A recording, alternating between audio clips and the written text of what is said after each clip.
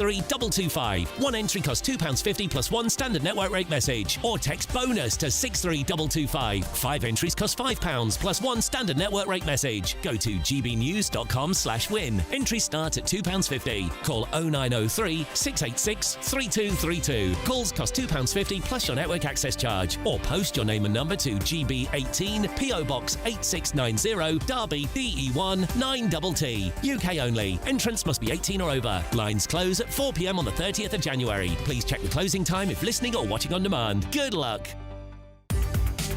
From the school run to the home run, watch a new show for all of Britain. So he can say whatever he wants. A straight talking show where all voices are heard. And, you know, when are we going to stop talking about smashing the gangs and actually do it? With the stories that matter from every part of our country. There's a bit of a crash landing there for your Chancellor. Bold, fearless and standing up for you. That's me, Martin Daubney, 3 p.m. till 6 p.m. weekdays, here only on GB News. The People's Channel, Britain's news channel. Westminster's full of talk, but out here, it's the real world. Am I allowed to talk then? No, that's it. This is where it matters, real people and real lives. That's what politics is all about. In fact, has Trump made a good start? No. Straight answers, no spin, and just a couple of pints. How many fingers have I got up? About 10. So join me for Lee Anderson's Real World every Friday at 7 p.m. only on GB News. The People's Channel, Britain's news channel. Britain was once the envy of the world. But look around. A nation that no longer knows what it is or where it's going. A country that's broken. How do we fix Britain? How do we bring it back? Friday night with Matt Goodwin at 8 p.m. only on GB News. No matter the state it's in, this is our nation. Join me, Jacob Rees-Mogg, for a genuine, honest discussion on where we have been, where we are going, and where we are with the people who set the direction. Tune in to State of the Nation every Monday to Thursday, 8 to 9 o'clock. Only on GB News. In the GB Newsroom, we bring you the news as it happens. With our team of dedicated journalists across the UK. We're ready to keep you up to date with what's happening every half an hour, every single day. Bulletins here on GB News. The People's Channel. Britain's news channel.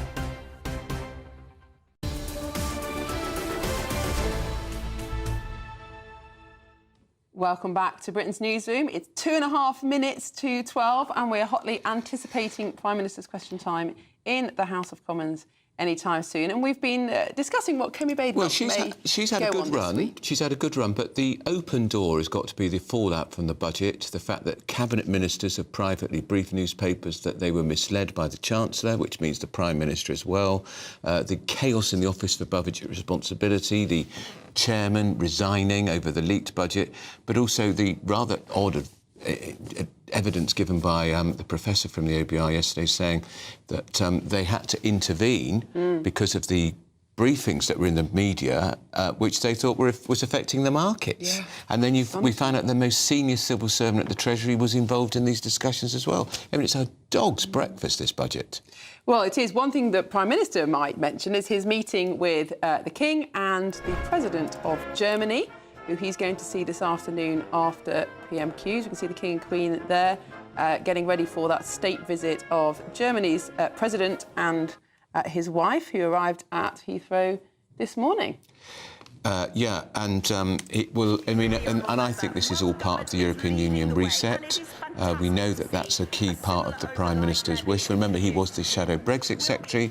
He was an architect of the plan for a second referendum to overturn the first referendum. And we know that he's promoted his minister, Nick Thomas-Symonds, into the cabinet this week. Into the cabinet, he is the minister who is negotiating the reset of the European Union, which I think could be trouble ahead for Labour. But he may think it's clear blue water from the Tories and Reform. Indeed, that could be true. But Kemi Badenoch, yes, I think she'll go on the budget. Perhaps also this analysis that's being presented this morning, that actually the black hole is not as big as we thought. Here he is. And the Chancellor Exchequer is smiling. What's she got to smile at? Charges and cut energy bills for every family by £150.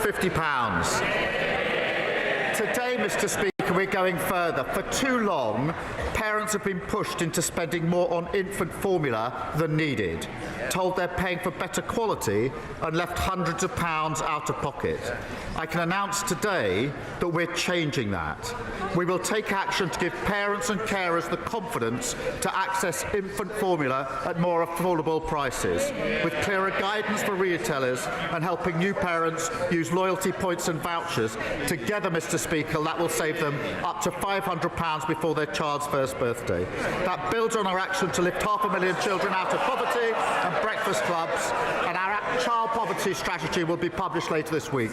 This morning, I had meetings with ministerial colleagues and others. In addition to my duties in this House, I shall have further such meetings later today. Thank you, Mr. Speaker.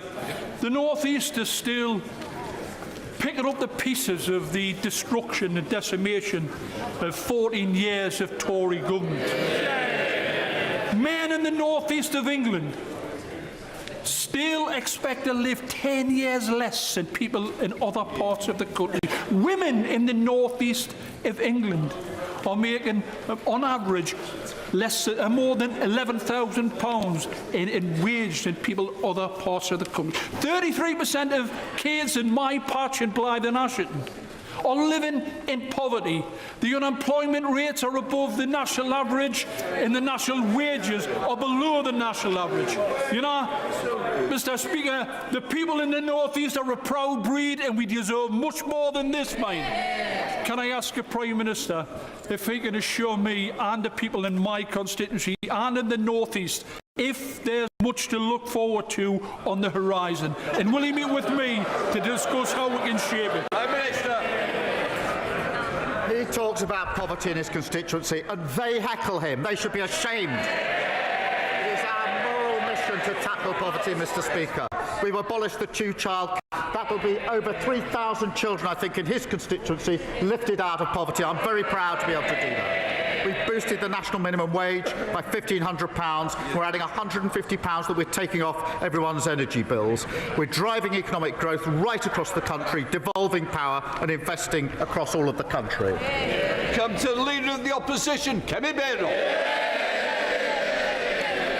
Thank you, Mr. Speaker. And can I first of all pay tribute to Sir John Stanley, who passed away yesterday. Sir John was a dedicated MP for 41 years, and we send our deepest condolences to his family. Mr. Speaker, does the Prime Minister believe that when an organisation descends into total shambles, the person at the top should resign? Mr. Speaker, can I first join in her comments in relation to Sir John, and I'm sure I speak for the whole House in that respect. Mr. Speaker, I was very proud to lead this party at the budget last week, where the Chancellor set out that we would protect the NHS, which we've done in the budget, create the conditions for economic stability, not repeating the mistake of austerity, and bearing down on the cost of living by taking £150 off energy bills. We're fixing the mess that they left, and I'm very proud to be doing so. Mr. Speaker, he doesn't want to answer a question about taking responsibility because he likes to blame everyone else except himself, and so does the Chancellor. We now know that the head of the OBR was forced out for telling the truth, that the Chancellor did not need to raise taxes on working people. We also know that the Chancellor was briefing the media, twisting the facts, also she could break her promises and raise taxes. Mr. Speaker, if she was a CEO, she would have been fired, and she might even have been prosecuted for market abuse. That's why we've written to the Financial Conduct Authority. So will the Prime Minister ensure the Chancellor fully cooperates with any investigation? Mr. Speaker, she's completely losing the plot. She clearly didn't read. May I pay tribute to Richard Hughes and his leadership of the OBR? He made very clear why he stepped down, and I've made very clear my support of the OBR. But she says take responsibility. Under this Chancellor, Mr. Speaker, growth is up this year, defeating and beating the forecast. Wages are up, More since the general election than in 10 years of the Tories. We've had, I think, 5 interest rate cuts, NHS waiting lists are down, we've had record investment into this country. We're turning the page on their austerity and reckless experiment on borrowing. I'd compare that record to them every day of the week. Mr. Speaker, the Prime Minister talks about losing the plot. Let me read to him what his own cabinet members are saying, and I quote, "The handling of this budget has been a disaster from start to finish."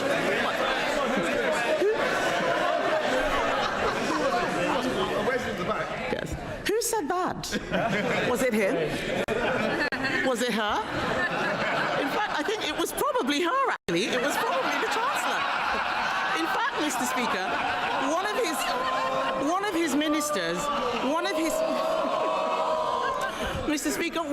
his ministers said the Chancellor and Prime Minister look weak and incompetent. The country agrees. We know that there were endless Treasury briefings to justify raising taxes on hard-working people to pay for benefits. And those briefings had real-world consequences. Hundreds of thousands of people drew down their pension, an irreversible act. So the Prime Minister pays tribute to the head of the OBR. If the head of the OBR had to resign over market-sensitive leaks, why is the Chancellor still in her job? Mr. Speaker, last year they left us with a £22 billion black hole. This year, at the beginning of the process, the OBR did a productivity review on their record in office, and that cost an additional £16 billion that we had to find in the budget. But notwithstanding that, Mr. Speaker, we protected the NHS, waiting times are coming down. Notwithstanding that, we got cutting borrowing at the fastest rate in the G7. Notwithstanding that, we got £150 off energy bills. That's added to rail bills and prescription as well. Order. Mr. Holden, your voice carries more than mine. The difference is yours will be carrying outside, not in the general. Prime Minister. Mr. Speaker, what she doesn't understand, that picking up a £16 billion tab for their failure is not a good starting point for any budget. And the OBR said yesterday, Mr. Speaker, that the Chancellor's speech was not misleading. So if the Leader of the Opposition had any decency, she'd get up now and apologise. Mr. Speaker. You might be enjoying a cup of tea with Miss Holden if you carry on. Mr. Speaker, no one believes a word that the Prime Minister says. We now know the black hole was fake, her book was fake, her CV was fake, even her chess claims are made up. She doesn't belong in the Treasury, she belongs in La La Land. They raised taxes on working people, that £16 billion was to increase benefits to protect them from their backbenchers. He now boasts about removing the 2-child benefit cap, but he used to say that it was unaffordable. He even removed the whip from 7 of them for wanting the same thing. He is very happy to throw them under a bus when it pleases him. So I asked the Prime Minister, how did it suddenly become affordable at the very time he needed to save his own skin? Mr. Speaker, the vast majority of families we helped in the budget are in work. Yes. 3/4 of children in poverty are in working families. Their policy of nearly 10 years on the 2-child benefit cap had one result and one result only. It dragged hundreds of thousands of children into poverty. They should be utterly ashamed of that. And I'm very proud that we're lifting 500,000 children out of poverty, because I profoundly believe that every child should have a chance in life. Every child should be able to go as far as their talent will take them. So that's why we're lifting 500,000 out of poverty. But they're the same old Tories, the party of child poverty. If all of this is true, why did he take the whip away from the people who are asking for it? Let's remind the Chancellor, exactly a year ago today, on the 3rd of December 2024, the Chancellor said, we will never have to repeat a budget like this one. If only. He may have taken the whip away, but the rebels had the last laugh. The Prime Minister has lost. He can't run his own party. He can't, let alone the country, Mr. Speaker. Let me quote what the hard-left former Shadow Chancellor said. He said, "We've won." He's right, isn't he? Prime Minister. Speaker, I've said repeatedly that bringing down child poverty is a moral mission, a political mission, and a personal mission.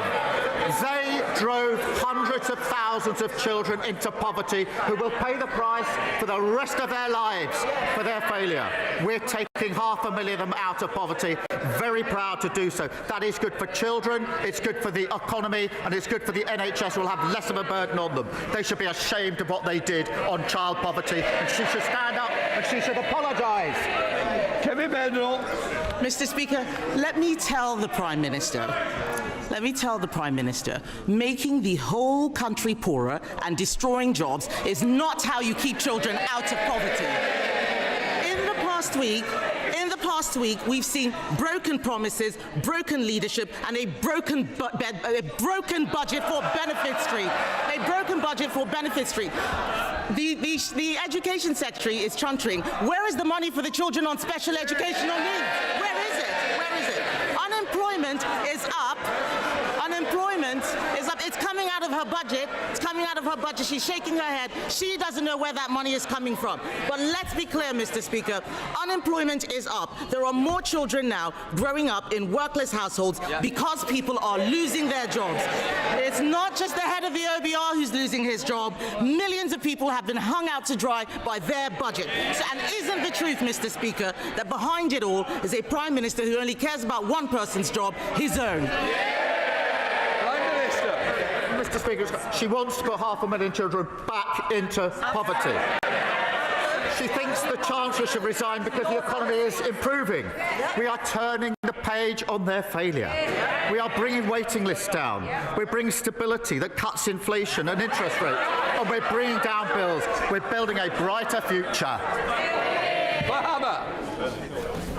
Conversations about a new Ireland are deepening, with people from all sorts of backgrounds having serious, hopeful discussions about building something new.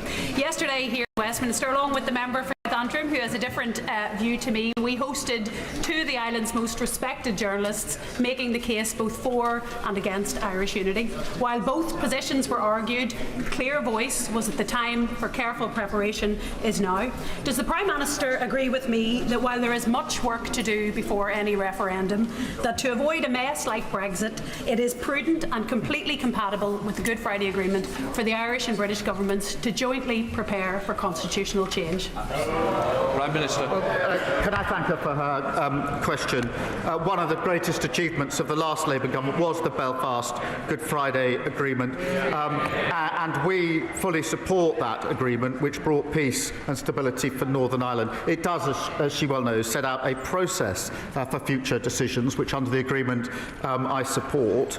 And we are focused in working constructively with the Executive and others on all issues, including the record settlement under the budget for Northern Ireland. Liberal Democrat Sir Ed Davey. Thank you, Mr. Speaker. Can I join the Leader of the Opposition in paying tribute to John Stanley, sending our condolences to his family? I had the huge pleasure of working with him over a number of years on developing the relationship between our country and Korea, and he was always a true gentleman. Mr. Speaker, yesterday I was in Royal Tunbridge Wells, where tens of thousands of people have had no water for 5 days. This is now a public health emergency. And shockingly, it's the second time in just 3 years when South East Water have let down the people of Tunbridge Wells badly. Parents are queuing up for bottled water for their kids. Pensioners are relying on neighbours to fetch some water for them. Businesses have closed down. Schools and GPs have been forced to shut. South East Water said it would be sorted on Monday, then yesterday, and today it still hasn't been sorted. So will the Prime Minister convene COBRA? Does he agree that it's time for him to get a grip of this crisis so it is sorted? Minister. Well, can I thank him for raising this really important issue? And it is shocking for all the reasons he set out. And I too have heard South East Water say, as he rightly says, actually Sunday into Monday, Monday into Tuesday, and Tuesday into Wednesday, that they were sorting it, and they still haven't sorted, and there's really serious consequences. And we are bearing down on that, as he would expect, because it's such a serious issue. Sir Ed Davey. Prime Minister's reply and the actions of the Water Minister, but I do think the government will need to do more because South East Water have failed so badly. If I can turn to the budget now, Mr. Speaker. The Prime Minister's chief economic advisor has recommended a customs union with the EU as one of the most effective ways of generating growth, and we agree.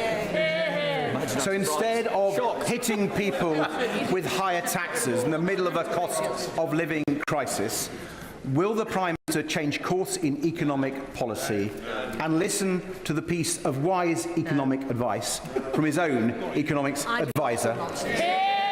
Prime Minister. Well, Mr. Speaker, we are getting closer relationships with the EU on a number of fronts, including trade and the economy, because that is good for businesses across our country. It's been welcomed by them. We'll continue down that path, but we do have clear red lines in relation to the single market and the customs union. So within those constraints, we will move closer.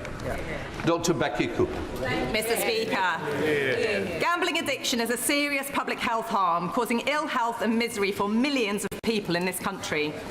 Industry now spends £2 billion a year on advertising, often targeting vulnerable people and exposing our children to harm. Along with many members across this House, I very much welcome the Chancellor's announcement last week to tax harmful online gambling products. Would the Prime Minister agree with me, therefore, that to continue this essential work, we must now act to tackle harmful gambling advertising to protect the health of our children? Prime Minister. Well, I thank her for raising this, because she's right that harm from online gambling has surged. Mr. Speaker, NHS referrals are up 91% in the past year. The decisions we made in the budget mean investment in public services and lifting over 500,000 children out of poverty. But we are working with industry to ensure that adverts don't exacerbate harm. And through our £26 million investment, we're helping the Gambling Commission crack down on black market sites and illegal adverts to keep players safe. Paul Holmes. Mr. Speaker, in 2020, the Justice Secretary said criminal trials without juries are a bad idea. The Prime Minister himself said there should be a right to trial by jury in all criminal cases. Now they want to scrap them. Mr. Speaker, with a Chancellor who can't count and a Justice Secretary who's lost count of the number of people he's let out of prison, is it any wonder that the people of this country can't trust a single word this Prime Minister or government says ever again? Mr. Speaker, they left a broken criminal justice system where victims of rape and serious sexual violence are waiting 3 or 4 years for trial. Only this week I've had further examples of 14-year-old girls and 16-year-old girls having to give evidence 4 years after the allegation. That is not justice for them, and I'm determined that we will deal with it. Now, as he well knows, of all criminal cases going to court, 90% have always been in the magistrates' court. 90%. 10% go to the Crown Court. Of that 10%, 7% plead guilty. That means that 3% of all criminal cases go forward for a jury trial. Not all of our cases. We are making changes, sensible changes, to ensure that we can make sure that victims get justice and it's denied under the failure that they left. Thank you, Mr. Speaker. I'm really pleased to hear many constituents tell me how much local NHS services have improved since this Labour government entered office. But some, like David Wootton from Atherstone, have faced long delays. He was told he'd have to wait 5 months for X-ray results from George Eliot Hospital, and he's not the only one. My constituents in North Warwickshire and Bedworth deserve better. Can the Prime Minister set out how he will go further and faster to get our NHS fighting fit again? Can I start by saying I'm sorry to hear that David, her constituent, is waiting. we did take decisions at the budget to invest in the NHS and tackle waiting lists. And that is to help people like David. We delivered £29 billion extra investment into the NHS and scrapped NHS England to invest in the front line. We are opening, Mr. Speaker, 250 neighbourhood health centres to treat patients closer to home, and we've got over 5 million extra appointments being delivered. And waiting lists are down 230,000. They chunted, they absolutely destroyed our health service, and we're picking it up. They should be ashamed of themselves. Thank you, Mr. Speaker. My constituent Claire, she runs Claire Howard Jewellery in Fakenham, and she's just one of many small business owners who contacted me after the budget from last week. She was absolutely incensed by the style of the Chancellor, where she seemed to give the impression that she was reducing taxes on small businesses, when the exact opposite is the case. Claire's tax is going up on her shop, not coming down. So could the Prime Minister do Claire and many other shop owners the common courtesy of just admitting that their taxes are going up and not down? Prime Minister. He raises an important point. Let me address it. Because at the heart of this issue is that temporary business rate relief was put in during the pandemic by the last government. That was the right thing to do, and we supported it, but it was temporary relief. That is now coming to an end, and obviously there's a re-evaluation that goes with it. So what we're doing is permanently lowering the rates for leisure, retail and hospitality, but because of what the changes are, we're putting in transitional relief of £4 billion. That means there'll be a cap on increases for small businesses, and we're finding that by adjusting the burden between them and the online giants. But in the end, it's the temporary business rates coming to an end that we have to adjust through this policy. Oliver Ryan. Thank you. Thank you, Mr. Speaker. I declare an interest as the chair of the All-Party Parliamentary Group on Multiple Sclerosis and as the proud son of a lifelong multiple sclerosis patient, and she joins us in the gallery today. Neurological conditions like MS or Parkinson's affect 1 in 6, but wait times for first and follow-up neurology appointments have increased by a huge 65% since 2020, risking delayed treatment and diagnosis at critical time. Now, I'm proud this government is bringing NHS waiting lists down, cutting emissions, investing in care and equipment. But will my right honourable friend, the Prime Minister, formalise these efforts and support an NHS modern service framework for neurology and get these wait times down? Prime Minister. Can I thank him for his question and for sharing the personal interest that he has in this. We are focused on bringing down waiting lists and making sure every patient receives the best possible care. As he knows, the 10-year health plan announced a new modern service framework to help rapidly improve care, and I'll reassure him we'll absolutely consider whatever else we can do. And in the meantime, we're acting to improve neurology care and have cut wait time for care, neurology waiting times by over 15,000. Thank you, Mr. Speaker. Alison in Oxford is threatened with new service charges by her housing association, Green Square Accord, for shrubbery she happily cut herself for 22 years and a cleaning of a communal area that simply doesn't exist. Meanwhile, Rebecca's charges have more than doubled over the last 4 years with no explanation why. They are not the only provider doing this. It's a wild west out there. So will this government consider Liberal Democrat plans for a new regulator and a cap on these outrageous rip-off service charges? Prime Minister. Well, can I thank her for raising that? And we are implementing the Leasehold and Freehold Reform Act, which is long overdue, providing homeowners with greater rights, powers and protections. And through this, we will strengthen regulation to protect leaseholders from abuse and poor service, which she's highlighted, bring the injustice of leasehold to an end. That'll protect up to 1.75 million households and make sure leaseholders receive standardised service charge documentation, making it easier for them to challenge unreasonable bills, because the points she makes are good points, and this bill will help change that. Graham Stringer. Mr. Speaker, this country can be proud of its history of religious tolerance and religious freedom. The quid pro quo of that is the right to criticise religion. Can the Prime Minister ensure this House that there will be no introduction or reintroduction of a blasphemy law, either by statute, by judicial overreach, or by a non-statutory definition of Islamophobia? Yes, I can give him that assurance, and it's important I do so. Lewis Cocking. Mr. Speaker, the best form of welfare in this country should be a well-paid job. But with unemployment up and this Labour government has chosen to raise taxes to spend more on an even bloated welfare and benefit system, is the Prime Minister happy with the message that sends to my hard-working constituents in Broxbourne and constituents from right across the United Kingdom? We have a broken welfare system. Who broke it? Guess. The party opposite. We're bringing in reforms to change it and mend it. And what did they do? They voted against them. And under their watch, they drove up welfare spending by £33 billion.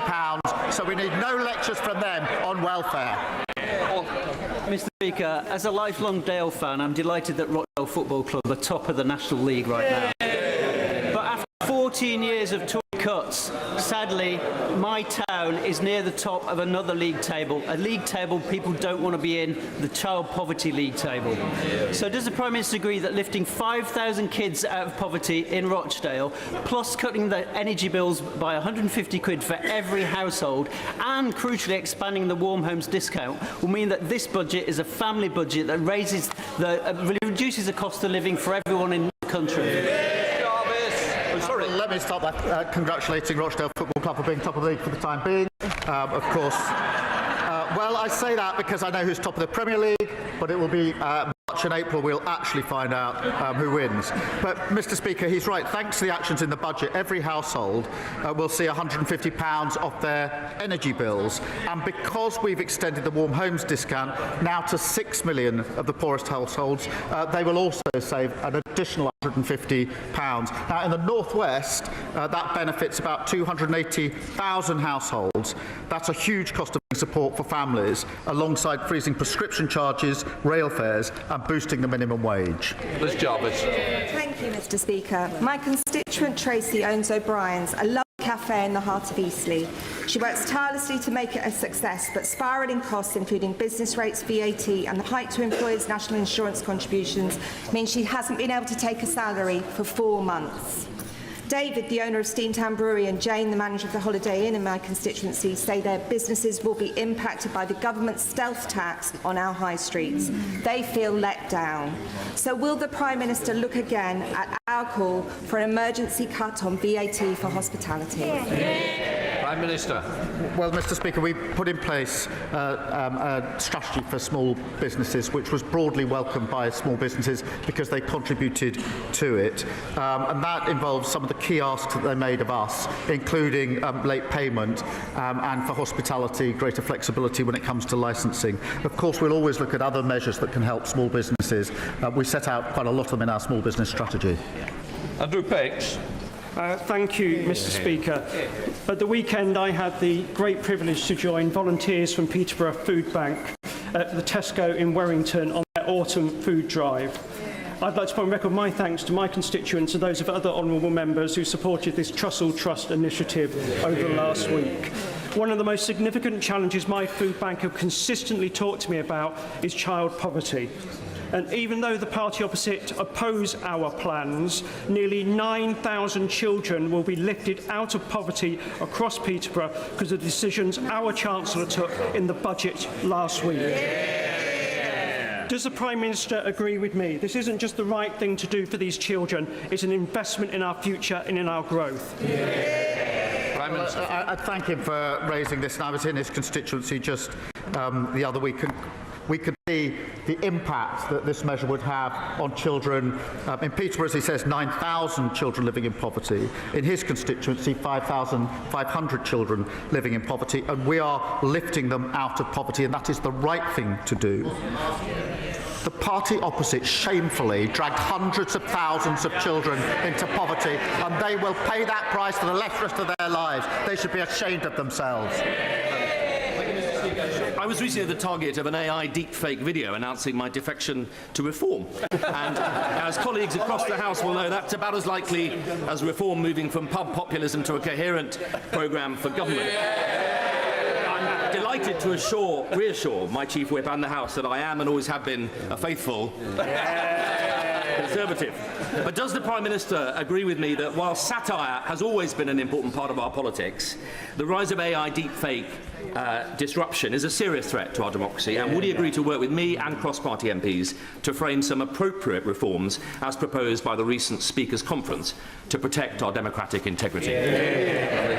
Well, can I thank him for raising that? And it is an important issue. We do need to work cross-party where we can on deepfake, on AI and other issues that need to be addressed. I had, I'm afraid, missed his alleged defection to reform. I wouldn't have believed it if I had seen it. But I have to say, there's a lot of them going. There's three ex-MPs have gone, I think, this week. They talk about leaks. That's where their leaks are going to reform. And I saw a leak, talking of leaks, on the front page of the Financial Times this morning, where apparently the leader of Reform says he wants to merge with the party opposite and sit down here with them.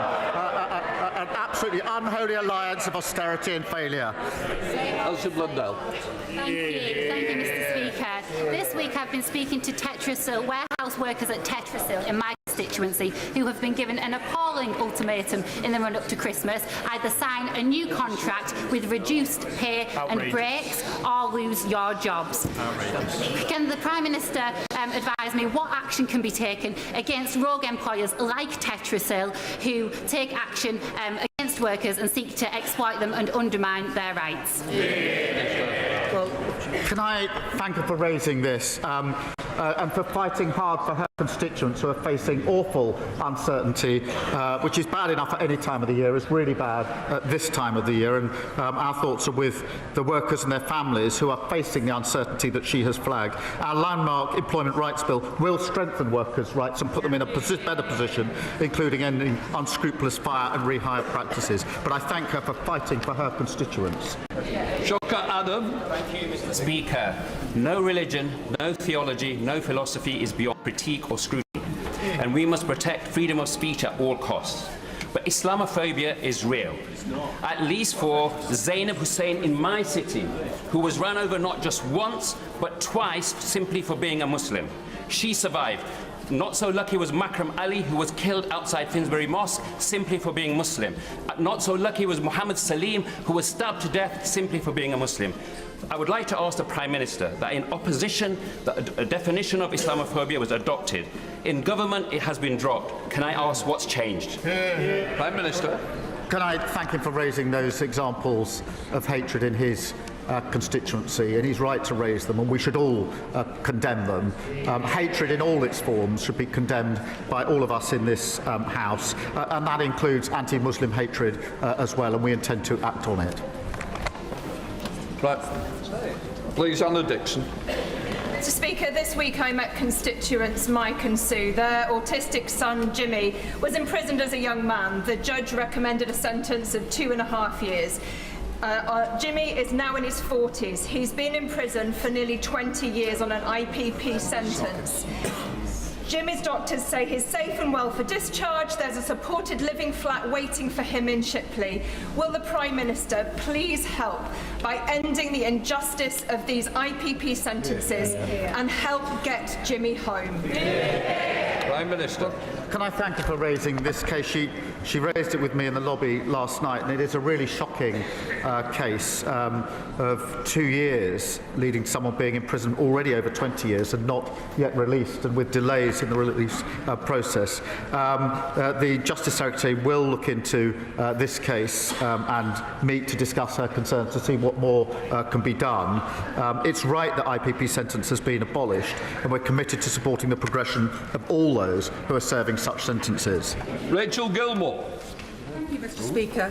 I have a charming elderly constituent who, after a series of very major medical interventions, has been left in excruciating, uncontrolled pain after her opioids were withdrawn, pushing her to suicidal ideations. Can the Prime Minister shed light on what plans His Majesty's Government has to help people manage pain, to live a happier and more comfortable life? And please, can I have a meeting with the appropriate Minister? Prime Minister. Can I thank her for raising what's an awful case, and we are putting in further protection and support, but I will take her up. I think it is important for her to discuss that with the relevant minister, because the case that she has referred to just sounds appalling. Jane Kirkham. Thank you, Mr. Speaker. Under this Labour government, NHS waiting lists are coming down. I welcome the commitment to refurbish Truro Health Park in my constituency, one of the first new neighbourhood health centres in the country. Cornwall's already leading the way with new neighbourhood health teams, and upgrading Truro Health Park will help deliver care for patients in their own communities. Will the Prime Minister confirm this investment reflects decisions taken by this government to prioritise community health care, and that services won't be removed before effective community replacements do come online? Prime Minister. Well, thank her for raising this. I'm delighted that her constituency will benefit from one of the new 250 centres. Neighbourhood health centres will provide simpler, more convenient access to a full range of health and care services on people's doorsteps, and GP services will be protected before it comes online. This is about early intervention, Mr. Speaker, continuing to drive down NHS waiting lists and creating a more modern NHS that is fit for the future.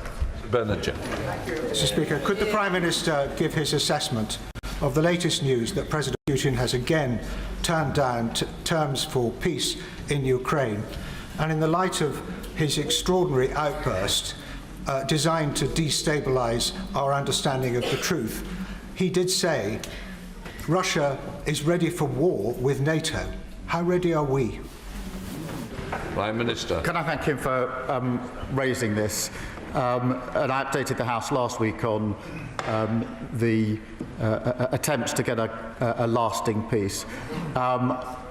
We all know that Putin is the aggressor here. We all know that Putin is dragging his feet, not wanting to come to the table, not wanting to reach an agreement. We have to continue to put pressure on in every conceivable way. That is in supporting Ukraine with capability and resource, but also ensuring that our sanctions, acting with allies, do as much damage to the economy in Russia as we can, and pressure that we can put on. We'll continue to do so, but he's absolutely right to raise it, and I thank him for doing so.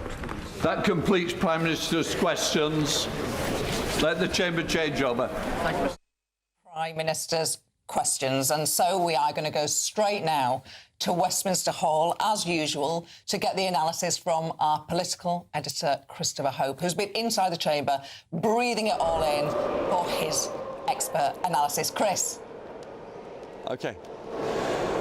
Gloria, great to see you. Behind me, there's a Christmas market setting up here, but it didn't feel very festive at PMQs there. I mean, the absolutely vituperative attacks on Rachel Reeves from Kemi Badenoch. Why is the Chancellor still in a job? We heard her say to the Prime Minister. Why is he there? If she was a CEO, she would be fired and prosecuted for leaking things to the market. At this point, the Chancellor was saying what, looked furious and cross. The big story, I think, of politics of the past week is the absolutely brutal attacks from Kemi Badenoch on the Chancellor of Exchequer, Rachel Reeves. The PM, of course, defends her, saying they're taking measures here to improve child poverty and think of those who are worse off. But I think the absolutely personal nature of those attacks on Rachel Reeves really cut through, and it really was quite dramatic watching it from my place in the press gallery. In terms of policy, there's a slight slip-up, I think, from the Prime Minister. He wouldn't say that. I will say that. He said that on the issue of Brexit, he said there's no return to single market or the customs union, but didn't mention the issue of freedom of movement. Now, in the party manifesto and ever since, those three things are always trotted out, those three Brexit red lines. Only two are mentioned today. That's important because Nick Thomas-Symonds, who negotiates with the EU for Brexit, he's now going to every single cabinet meeting, and Brexit is rearing its head after that speech to the Lady Mayor's banquet by the Prime Minister on Monday night. Now, since I put it out there on social media, I've had about 3 aides in Number 10 text me saying no change in policy, it's all the same thing. By not being in the customs market or single market, that means no return to freedom of movement. But he didn't say it in the House of Commons, and that's my only point. One to watch, perhaps. And just finally, from Graham Stringer, a friend of the channel, of course, Labour MP, he got the PM to say that in terms of this definition of Islamophobia, he can reassure the House, the PM said, in terms, this will not be a backdoor blasphemy law. I think we should bookmark that and see what happens when that definition comes out in coming weeks. Really important one to watch there, Chris. Thanks indeed for being across that inside Parliament and bringing us a bit of festive cheer as well. Nice to hear the backing carol music there in Westminster Hall. Festive cheer, right behind your head. Yes, thank you very much, Christopher Hope. We are joined in the studio now by Labour MP and former Minister, the Labour MP for Ellesmere Port and Bromborough, Justin Madders, and returning to us, Shadow Financial Secretary to the Treasury, Gareth Davis. Justin, let's start with you. Heather from Lincoln, thanks for writing in. Heather has put a question saying, why is the Labour government not acting, in her view, in the interests of the British people, not implementing the policies which are in the election manifesto? There's a general sense of feeling that your party has gone back on some of its promises that it made to the electorate. Well, I think there's a whole range of things that we have actually implemented that are in the manifesto. Obviously, the renters' protections, that's really important. The nationalisation of the rail, creation of GB Energy, the Employment Rights Bill, which, of course, we would have implemented by now had the House of Lords not blocked it to date. There are many things that we're implementing. I think, you know, it's really important that we deliver on our manifesto commitments. But, of course, parliamentary processes mean that these things take time for the public to actually feel the effect of them. Of course, some of the things that Kemi Badenoch was saying there at the start of Prime Minister's question was that taxes have gone up and those proceeds have been spent on things that weren't in your manifesto. Your manifesto promised to not raise taxes on working people, and taxes have gone up on working people. And the manifesto said nothing about spending money on the two-child limit and abolishing that or whatever, and yet that's exactly where that money has gone. Well, look, I'm not going to apologise for lifting 500,000 kids out of poverty. The manifesto said we weren't going to raise the main rates of income tax, VAT and national insurance, and we haven't done that. It also said you wouldn't raise taxes on working people. Well, look, I think extending a freeze for a couple of years is not an increase in taxes on working people. But Rachel Reeves said that it was. In her first budget address, she said, I'm going to undo the freeze because it is a tax on working people. In her second budget, she went back on that, and she acknowledged what she said in her first budget. Well, it's important to remember that people will only see the effect of that if their wages go up anyway, which is, of course, what we want to see. We know wages have not kept up with the cost of living for well over a decade now. That's why it's so important that we get these minimum wage increases up. And, of course, our manifesto did say that we wanted to give children the best start in life. And I know there's been a government group looking at how to eliminate child poverty, and I think the consensus was the best way to deliver on that was actually to eliminate the two-child cap. OK, let's bring in our Conservative spokesperson. Welcome back, Gareth Davis. To go into an election saying we would put nearly 500,000 kids back into poverty because you're against the lifting of the two-child benefit cap, that's pretty perilous, isn't it? Well, that's not actually what is going on here. And I think the first thing to say is anybody who goes into Parliament obviously wants to ensure that no child lives in poverty. But there is a bit of jiggery-pokery in terms of the definition here. And what Labour and what the Prime Minister are talking about is a relative definition of poverty. And most developed countries, the World Bank, the United States, use an absolute measurement. And on that measurement, we actually brought 400,000 children out of poverty in our time. Absolute poverty is about those who are in the hardest conditions, those who genuinely cannot pay for food, clothing, water, energy. That's a pretty low bar. I suppose relative poverty is when you feel so much poorer than your neighbours and people in your class. Because it is often missed, and the definition is not often given by the Prime Minister when he's talking about these numbers. Relative poverty is a perfectly reasonable measure to talk about inequality, and it is the point at which you are compared to the 60% of the median income in the country. Perfectly reasonable. That's not about poverty in most people's definition. Poverty is about destitution. It is the very harshest conditions for people, and that's what we should be really focused on. That's what absolute poverty is about. To go into an election and say, listen, well, if you're destitute as a kid, I mean, you're not responsible for that position, but if you're destitute as a kid, we will step in. But if you're just the poorest kid in the class, that's also not enough. Not the case. We want to focus, yes, on the poorest people in society, and as I say, we brought 400,000 of those out of absolute poverty. But overall, you've got to the country richer. You've got to make sure that you boost employment. At the moment, we've got unemployment going up. It's up to 5%. We've not seen these kind of levels since the pandemic. We, in our time in office, brought 4 million people into the workforce. And, you know, I think that's a proud record that we have. And I don't think the Prime Minister realises how bad he comes across when he's trying to mislead the public. He should be clear on what his definition is when he's talking about this. That's a really interesting question, because Dave in Wolverhampton has written in to say, please define the meaning of poverty. Dave says he's sick of paying for other people's children. The only persons I would describe in poverty are those on the streets. Justin Madders, what is your definition of child poverty? Well, look, there are loads of definitions, aren't there? But the way I look at this is actually it's about giving everyone in society the best chance in life. That means that they've got to be well fed, they've got to have clothes to wear, they've got to be properly educated. It sounds like you're talking about an absolute measure, because when the Prime Minister speaks about the children that are in poverty, he's talking about this 60% of the median income after housing costs measure, which, if the country entered into a recession and rich people got less rich, but poor people stayed at the same level of income, by that measure you'd have less child poverty. And yet, clearly, no rational human being would say there'd be less child poverty if only the rich got less rich and the poor stayed where they were. But by that relative measure, that's exactly what would happen. Well, this is why talking about different measures doesn't really get us anywhere. It's about how many people are accessing food banks. It's about what happens to children's life chances, which I think is reams of evidence that if you have a difficult start in life, you're going to be more likely to be out of work. You're more likely to need additional healthcare. It's about saying to people, actually, we want all our children to have the best chance of succeeding. And it should be borne in mind as well that actually the majority of universal credit claimants are in some form of work. So it isn't all about paying people to stay at home on benefits. I mean, I think that's something that's missed in this debate, to be honest. More great questions from you with Justin Madders and Gareth Davis after this short break. Stay with us.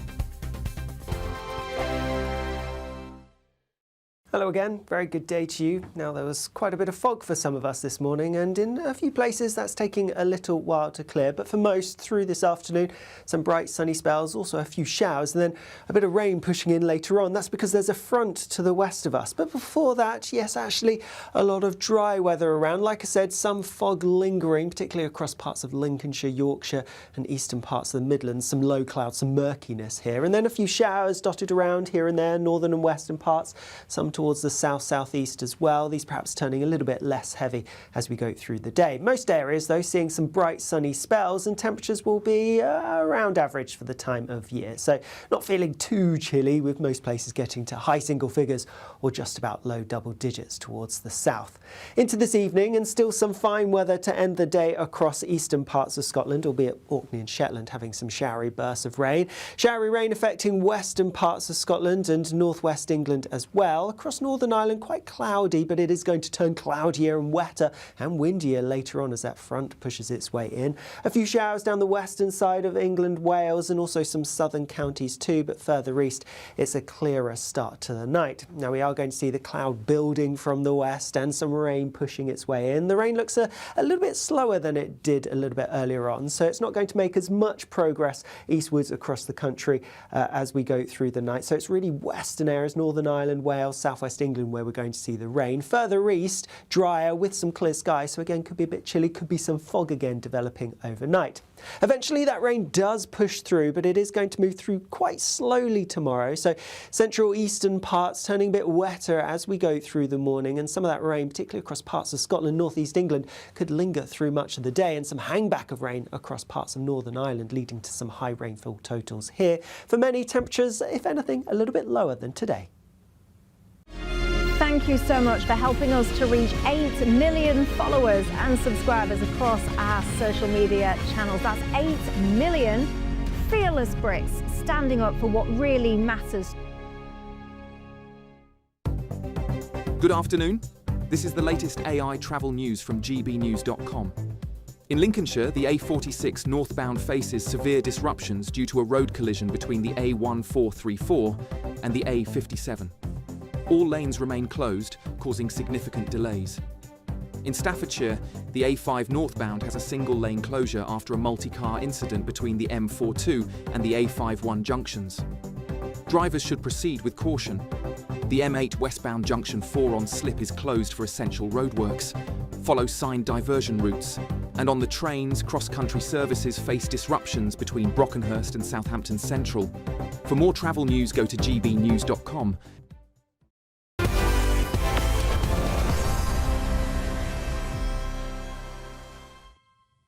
Still here with Labour's Justin Madders and the Tories' Gareth Davis, and all your brilliant questions. And thank you so much for telling us where you're from as well as your name. So Heather's question, which Tom raised earlier, Heather from Lincoln, about whether you have kept to manifesto promises. You were responsible when you were in government for the Employment Rights Bill. And this is what you have said in recent days. I'm not convinced we've done everything we can to stay true to our manifesto commitments and deliver the workers' rights agenda in full. I mean, doesn't that suggest that Heather is right, your own words? Well, look, I'm not going to dispute for a minute that we haven't delivered absolutely everything we promised on the employment rights agenda. And actually, there's an awful lot more to do outside of the legislation.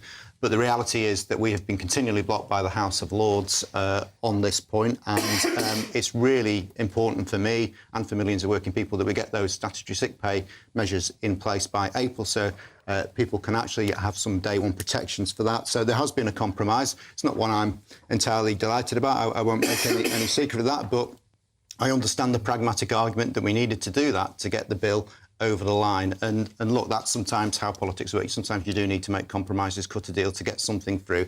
I mean, it just says an awful lot about the House of Lords, really, doesn't it, that a democratically elected government with a mandate and a huge majority is finding their manifesto pledges blocked by the unelected House of Lords. Well, if the government was very committed to it, it, of course, could use the Parliament Act and force it through, overriding the House of Lords. The Prime Minister has chosen not to do that, perhaps because he's heard what a lot of economists say about this piece of legislation, that it could cost at least £6 billion to the economy that doesn't have much money to spare. Well, look, I don't buy that for a minute. Look, why didn't the OBR score the cost of this policy?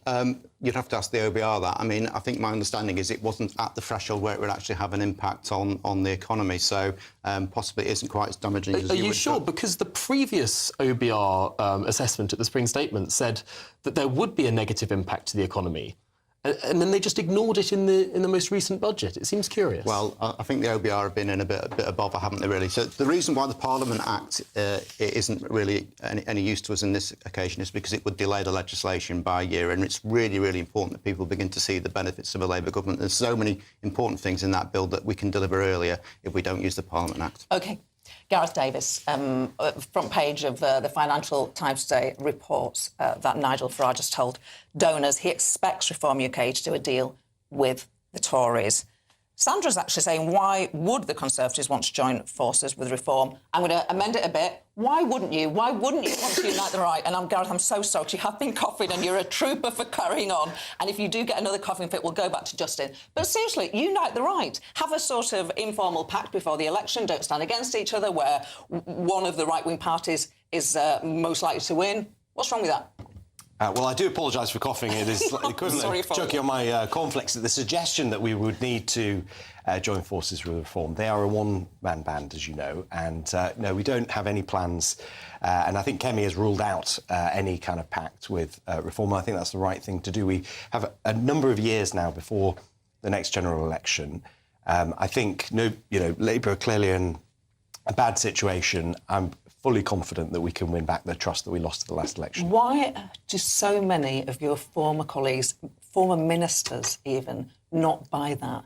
Because it's hard to go 1 week without looking in the paper and go, oh, I mean, there's been 3 this week, but, you know, quite frequently, one of your former colleagues is off. They don't think your party's the game in town. They think Nigel Farage's is. What do you say to them? Well, personally, look, I'm very sad, actually, about that. A number of my friends have made that decision. I can't explain that decision. We are the oldest, most successful political party in the history of our country, I think in the history of democracy, actually. And, we go through difficult periods of time. And the last election was awful. We suffered major losses. We lost a lot of trust among the British public. But I'm fully confident that we can win those back. But Gareth, isn't the issue not just at the last election where you got over 20%? It's now that you're under 20% in the polls. Things have gone backwards, not forwards. Well, it's a snapshot, depending on the polls you look at, and I'm fully confident that 3 or 4 years from now will be much better. OK, and Justin, a quick question that was put to us by Mel in the North East. Is Labour going to go into the next election saying they'll rejoin the European Union? I don't think we are, no. I think the Prime Minister was pretty clear on that. Look, Gloria knows this very, very well. The scars on my back, yeah, exactly. I mean, literally, politics couldn't do anything but discuss our relationship with the EU for a number of years, which meant really important things just didn't get the attention that they deserved. So I just don't see any chance of that happening at all. Gareth, thank you for being with us again. Always good to have a returner. Justin, your first time. We hope it's not your last. You've been great. Your questions, telling us who you are and where you're from, have been brilliant. Thank you for being with us. Absolutely. You are staying, aren't you, Tom? I am indeed. Do stick with me here because it's Good Afternoon Britain for the next 2 hours here with Olivia Utley. We'll be covering all the news of the day. That, of course, after your weather forecast.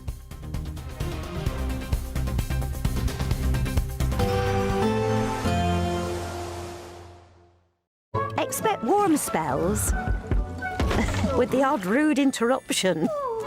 Box Boiler sponsors the weather on GB News.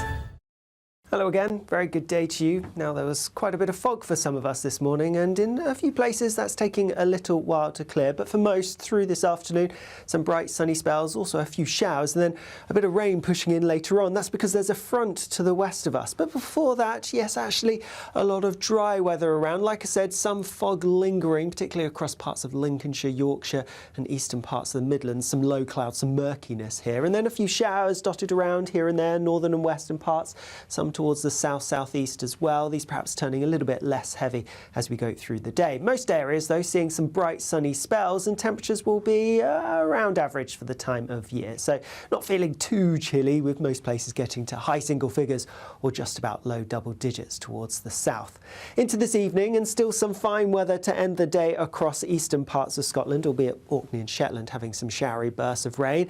Showery rain affecting western parts of Scotland and northwest England as well. Across Northern Ireland, quite cloudy, but it is going to turn cloudier and wetter and windier later on as that front pushes its way in. A few showers down the western side of England, Wales, and also some southern counties too, but further east, it's a clearer start to the night. Now we are going to see the cloud building from the west and some rain pushing its way in. The rain looks a little bit slower than it did a little bit earlier on, so it's not going to make as much progress eastwards across the country as we go through the night. So it's really western areas, Northern Ireland, Wales, southwest England, where we're going to see the rain. Further east, drier with some clear skies, so again could be a bit chilly, could be some fog again developing overnight.